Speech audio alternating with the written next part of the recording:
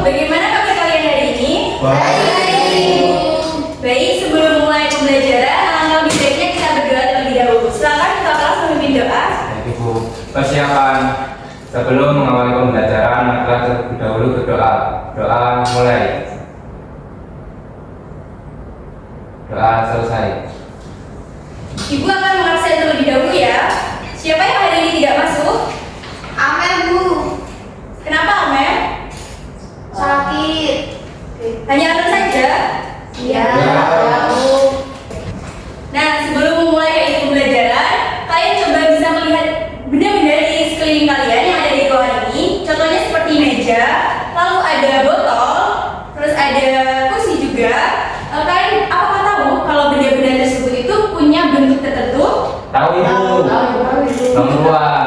Betul sekali, Sultan. Jadi benda-benda tersebut itu mempunyai bentuk yang namanya bangun ruang.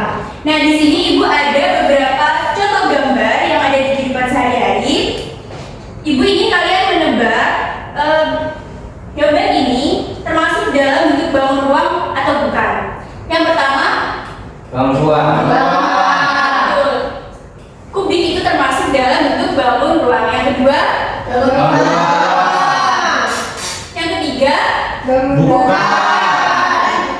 keempat, Bangun ruang. kelima, Bangun ruang. keenam, Bangun ruang. ketujuh, Bukan. kedelapan, Bangun ruang. kesembilan, Bangun ruang. kesepuluh. Bangun ruang. Wah, ternyata anak-anak sudah memahami bagaimana perbedaan yang mana bangun ruang dan mana yang bukan bangun ruang. Dengan memahami bentuk-bentuk bangun ruang, kita bisa lebih mengenali bentuk-bentuk benda dan mengetahui bagaimana cara menggunakannya dan juga bisa menghitung luas permukaan dan volume jika diperlukan. Sekarang Ibu ada pertanyaan untuk kalian. Mengapa kita perlu memahami luas permukaan dan volume? Kira-kira ada yang tahu? Saya, Bu. Iya, silakan, Reni. Untuk mengetahui seberapa besar ukuran bangun ruang, Bu. Betul sekali. Jadi kita perlu memahami luas permukaan dan volume untuk mengetahui seberapa besar ukuran benda yang kita gunakan dalam beberapa aplikasi yang ada di kehidupan nyata. Lalu Ibu ada pertanyaan lagi. Bagaimana konsep luas permukaan dan volume di kehidupan nyata kita? Ada yang tahu? Belum, Bu. Belum ada yang tahu? Belum. Jadi konsep penerapan luas permukaan dan volume di kehidupan nyata itu contohnya saat kita ingin menghitung kapasitas suatu wadah, misalnya itu ember. Jadi kita menggunakan konsep volume. Jadi saat kita ingin mengisi suatu ember itu dengan air, kita bisa menghitungnya dengan konsep volume. Lalu untuk contohnya luas permukaan, konsep luas permukaan yaitu misalnya saat kita membungkus kado. Jadi saat kita ingin membungkus kado, kita menghitung luas sisi semua kotak sehingga kita mengetahui berapa banyak kertas kado yang kita butuhkan sehingga semua sisi kotaknya itu tertutupi oleh kertas kado yang kita punya. Jadi bagaimana anak-anak sudah paham mengenai konsep luas permukaan dan volume? Sudah. Oke, bagus. Jadi sekarang Ibu akan menjelaskan rumus dari luas permukaan dan volume. Jadi di setiap bangun ruang itu mempunyai rumus luas permukaan dan volumenya masing-masing. Untuk yang pertama yaitu kubus. Di kubus, rumus luas permukaannya yaitu 6 dikali sisi. Untuk volumenya yaitu sisi dikali sisi kali sisi. Yang selanjutnya yaitu balok. Balok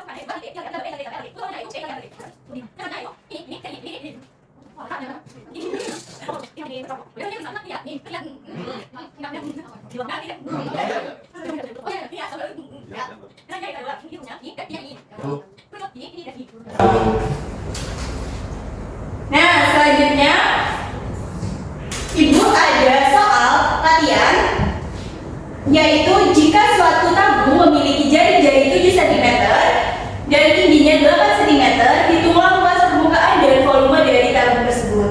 Kalian bisa coba kerjakan, silakan buka buku kalian dan coba mengerjakannya. Ibu kasih waktu 5 menit untuk mengerjakan. Bagaimana anak-anak? Sudah selesai mengerjakan semua? Sudah. Siapa yang ingin maju untuk mencoba mengerjakan soal ini? Saya. Oke, silakan. silakan Salma bisa coba mengerjakan.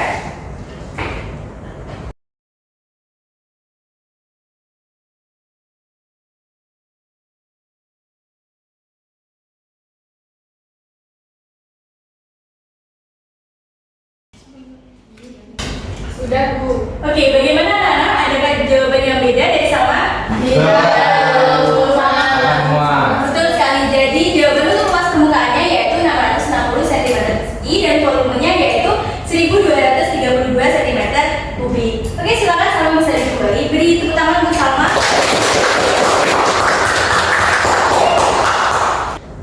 Selanjutnya itu ada tugas proyek untuk kalian kerjakan. Jadi di sini ibu akan membagi kalian menjadi dua kelompok. Untuk kelompok pertama yaitu dari sebelah sini dan yang kelompok kedua yaitu dari sebelah sini. Jadi setiap kelompok terdiri dari 4 orang. Proyeknya ini bertujuan untuk mengetahui pemahaman kalian dari konsep bangun ruang untuk mengaplikasikannya di dunia nyata. Jadi kalian bisa lihat di lembar kertasnya alat dan bahan yang dibutuhkan untuk proyek ini. Yang pertama yaitu gunting, kertas buffalo, lalu penggaris, lem, pensil, dan penghapus. Untuk prosedur kerjanya yang pertama, siapkan alat dan bahan. Yang kedua, gambarlah sketsa desain model yang akan dibuat. Di bawah ini merupakan contoh desainnya. Yang ketiga, buatlah jaring-jaring bangun ruang sesuai dengan desain yang dipilih. Yang keempat, guntinglah kertas buffalo sesuai dengan bentuk jaring-jaring yang telah dibuat. Yang kelima, bentuklah dan rekatkan jaring-jaring sesuai dengan desain bangun ruang yang dipilih.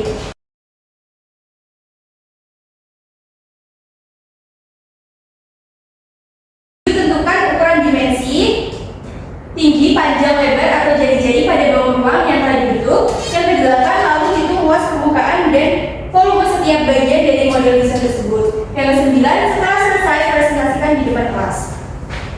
Bagaimana anak-anak? Adakah yang belum dipahami dari tugas proyek ini? Oke, jadi jika sudah paham, ibu kasih beri kesempatan kalian untuk mengerjakan selama 45 menit. Jadi setelah itu setelah mengerjakan proyeknya kita akan berdiskusi bersama dengan mempresentasikan hasil proyek masing-masing di setiap kelompoknya. Baik, Bu. Oke, kalian bisa mulai mengerjakan.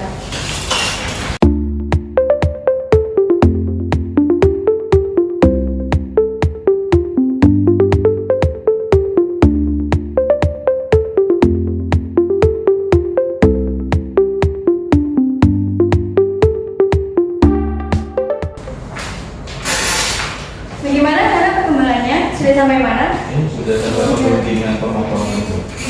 Sudah paham ya? Untuk kelompok 2 bagaimana?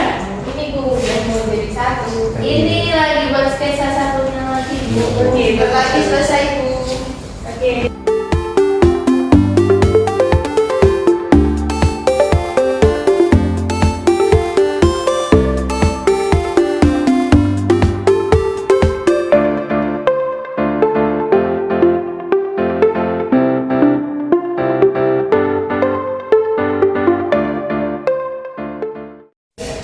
Oke, bagaimana anak-anak proyeknya? Sudah selesai semua? Sudah, Bu. Silakan kelompok mana yang sudah siap untuk presentasi terlebih dahulu? Kelompok dua, Bu. Silakan kelompok 2 lebih ke depan. Silakan kelompok 2 mulai presentasinya. Baik, Bu. Kami dari kelompok 2 ingin mempresentasikan tentang hasil proyek kami desain model rumah. Nah, di sini kan ada 2 bangun ruang, kubus sama 5 segi 4. Nah, kubus ini mempunyai sisi 5 cm. Untuk luas permukaannya kan itu 6 kali 5 kuadrat. Jadi hasilnya itu 150 cm persegi. Nah, untuk volumenya itu kan sisi kubik. Jadi 5 kali 3 hasilnya 125 cm kubik. Selanjutnya yaitu di sini kan ada atap rumah yaitu yang berbentuk 5 segi 4. Nah, untuk luas permukaannya 48 cm kubik. Nah, kan ini kan bangun ruangnya berbentuk rumah. Pasti kalian tahu fungsinya apa sebagai tempat tinggal gitu. Selesai. Sudah. Jadi di sini kalian membuat 2 bangun ruang ya, bentuk dengan 5 segi 4, sehingga terbentuk rumah. Ya. Ya. Oke, bagus sekali kelompok 2. Beri plus untuk kelompok 2. Selanjutnya yaitu kelompok 2 silakan duduk kembali. Baik, Bu. Terima kasih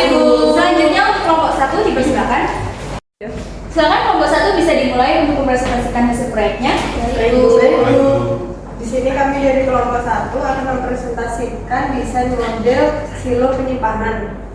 Volume itu 235,68 cm3. Oke, bagus sekali nomor 1. Beri applause untuk nomor 1. Silakan nomor 1 bisa duduk kembali. Terima kasih, Bu. Oke, baru saja kita sudah selesai mengerjakan tugas proyek dan juga kalian sudah selesai mempresentasikannya. Kalian sudah baik dalam mempresentasikannya dan juga sudah cukup bagus. Untuk kelompok 2 sudah baik dalam membuat desain model dan desain modelnya juga sudah sesuai dengan tugas yang diberikan.